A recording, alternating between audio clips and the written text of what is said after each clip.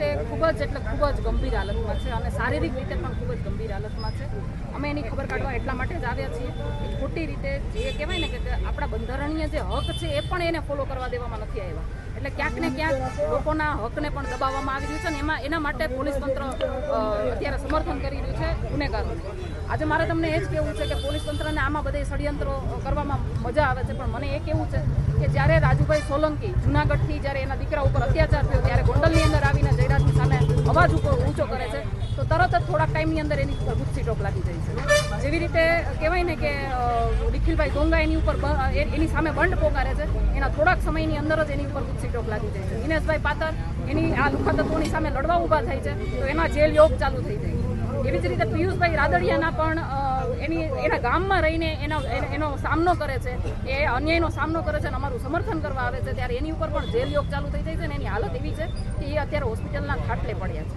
બરાબર, તો એમાં પોલીસને ક્યાંય ષડયંત્ર નથી લાગતું. શું કામ? કારણ કે પોલીસ પોતે ષડયંત્રમાં સામેલ થઈ રહી છે અને ચોક્કસપણે લાગી રહ્યું છે. કારણ કે જે રીતે એમના બંધારણીય હક છીનવી લેવામાં આવ્યા છે, નથી એને નોટિસ આપવામાં આવી, જ્યારે એની ખરાબ કન્ડિશન હતી ત્યારે નથી એને હોસ્પિટલમાં લઈ જવામાં આવ્યા, નથી એને પરિવાર સાથે વાતચીત કરવા દેવામાં આવ્યા અને પૂછપરછના બાને જ્યારે પોલીસ તંત્ર એને બોલાવે છે તરત ને તરત ત્યાં એને બેસાડી દે છે. મારે એ કહેવું છે કે આટલી બધી ઘટનાઓ આટલા બધા ટાઈમથી ચાલતી આવતી હોય તો એક જ દિવસે 4 FIR કેવી રીતે થાય? આ બધી એક મોનોપોલી છે કે જે પહેલેથી ચાલતી આવે છે કે આની સામે કોઈ પણ ઊભું થાય, જયરાજ કે ગોંડલ ગણેશની સામે કોઈ પણ ઊભું થાય એને ખોટા કેસમાં ફસાવી એક મોડેસ ઓપરેન્ડી ચલાવવામાં આવી રહી છે અને એ પ્રમાણે પોલીસ તંત્ર પણ એની કામગીરી કરી રહી છે. અમિત ખૂંટ આત્મહત્યા મામલે મારું એટલું જ કહેવું છે કે અમિતભાઈ ખૂંટ 2 દિવસ ક્યાં હતા? એ ફરાર હતા. જ્યારે એની ઉપર આ રેપનો કેસ થયો ત્યારે એ ફરાર હતા. તો એ ફરાર હતા ત્યારે 2 દિવસ કોની સાથે હતા, એને કોની સાથે વાતચીત કરી છે, કોને મળ્યા છે? અને બીજું મારે એ પણ કહેવું છે કે મને એ શંકાસ્પદ લાગે છે કે જે અમિતભાઈ ખૂંટ રીબડાની અંદરથી ભાગતા ફરતા હતા, જે પોલીસ તંત્રથી ભાગતા ફરતા હતા, જે ગામની અંદર પોલીસ તંત્ર એને ગોતતું હતું, એ જ ગામની અંદર આવીને કોઈ આત્મહત્યા કરે, એને પકડાઈ જવાની બીક ના હોય તો આ એક શંકાસ્પદ કેસ લાગી રહ્યો છે. એટલે આમાં પરિવારને CBIની માંગણી કરવી જોઈએ અને એ પરિવાર સાથે અમે તનમન ધનથી ઊભા છીએ. તમારે કોઈ પણ અમે પહેલેથી કીધું છે કે અમે એમની સાથે ઊભા છીએ અને મારે હજી રાજકોટની અંદર કાલની તારીખનું અહીંયા કામ છે એ બતાવીને પછી હું અહીંયાથી આગળ જઈશ. ન્યાયની માંગ કરશો અમિત ખૂંટ માટે? અમિત ખૂંટ માટે અમે વારે ન્યાયની માંગણી કરી છે અને ન્યાયની માંગણી એ રીતે કરી છે કે ભાઈ રાજકુમાર જાટના કેસની અંદર રાજકુમારનું મૃત્યુ થઈ ગયું છતાં પણ રાજકુમાર જાટની લાશના લોકેશન બતાવતા પોલીસ પિતાને ગુમરાહ કરતા હતા. પરંતુ અમિત ખૂંટવાળા કેસમાં જે આરોપીના નામ આવ્યા છે એ આરોપીઓ મીડિયાની સામે આવીને બાઇટ આપે છે, નિવેદનબાજીઓ કરે છે, છતાં પણ એનું લોકેશન એને મળતું નથી. એટલે મને નથી લાગતું કે આ બે એકાબીજાના દુશ્મન હોય. નિખિલ ડોંગાએ પણ એક ઇન્ટરવ્યુમાં કહ્યું છે કે ગોંડલમાં જો મને કહેશે તો ચૂંટણી લડીશ.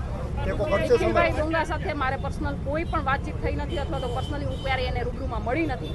પણ નિખિલભાઈ ડોંગાનો ઇન્ટરવ્યૂ પછી મને અને પિયુષભાઈની હાલત જોયા પછી મને ખબર પડે છે કે કઈ રીતે સામાન્ય લોકોને જ્યારે એની સામે અવાજ ઉપાડવામાં આવે ને ત્યારે કઈ રીતે સામાન્ય લોકોને હેરાન પરેશાન કરવામાં આવે અને ખોટા કેસ કરવામાં આવે. અને પિયુષભાઈ રાદડિયાને અત્યારે એવી પણ ધમકી આપવામાં આવી છે કે તારી ઉપર અલગ અલગ જગ્યાએથી કેસ કરી પોલીસ તંત્ર દ્વારા ધમકીઓ આપવામાં આવી છે કે પાસા અને ગુસ્તીટોક જેવા કેસ કરીને તને ભરાવી દેવાનો છે, તને અહીંથી છોડવાનો નથી. પિયુષ રાદડિયાનો રોલ એ પણ આવ્યો છે કે પૈસા આપતો તો બનીને માટે એની ઉપર FIR થઈ. પુરાવા જાહેર કરો. કોઈ પણ નિવેદન તો કોઈ પણ આપી શકે, પુરાવા જાહેર કરો. અત્યારે હું પિયુષભાઈ રાદડિયાને મળી ત્યારે મને ખબર પડી કે પિયુષભાઈને જે રીતે પરેશાન કરવામાં આવી રહ્યા છે, એક કેસમાંથી છોડે, બીજા કેસમાં નાખે, જામીન થવા ન દે, 24 કલાક બેસાડી રાખે, વકીલ સાથે વાત ન કરવા દે અને એના પછી પણ આટલું બધું થઈ ગયા પછી પિયુષભાઈ અત્યારે અહીંયા હોસ્પિટલમાં એડમિટ છે ત્યારે પોલીસ તંત્ર એના હોટલે એના પાર્ટનરો પાસે જાય છે, એને દબાવવાની કોશિશ કરે છે, એને નોટિસો મોકલવાની કોશિશ કરે છે, ધંધાકીય એને પતાવવાની કોશિશ કરે છે. કોના ઇશારે આ બધું થઈ ગયું અને શું કામ કરો છો તમે? પાટીદાર વોર અત્યારે છે, પાટીદાર ઉપર એક પછી એક વાર થઈ રહ્યા છે. ખોડલધામ પ્રમુખ ક્યાં છે, ઉમિયાધામ પ્રમુખ ક્યાં છે, આપ શું કહો? જો આ છે ને એવી મેટર છે કે સમાજ ઉપર જ્યારે પણ કંઈ થાય ને તો આગેવાનોએ પોતાની રીતે સ્વયંભૂ આગળ આવવું જોઈએ. આમાં કોઈને ઇન્વિટેશન આપવા જવાના ના હોય. અને મીડિયાના માધ્યમથી હું દર વખતે કહું છું કે તમે સમાજની આગેવાની લીધી છે તો તમારે સમાજ માટે ઊભું રહેવું જોઈએ, તમારે આગળ આવવું જોઈએ. તમને ઇન્વિટેશન આપીને વારે તમને કાટલા પકડીને બહાર ન કાઢવાના હોય. જો તમે નથી ઊભા રહેતા તો સમાજ સમજી શકે છે તમે શું કરો છો, સમાજના નામે તમે શું રોટલા શેકો છો, એ બધું સમાજ સમજી શકે છે. એટલે જ્યારે જરૂર પડે ને ત્યારે બધા આગેવાનોએ આવવું જોઈએ. ઓકે.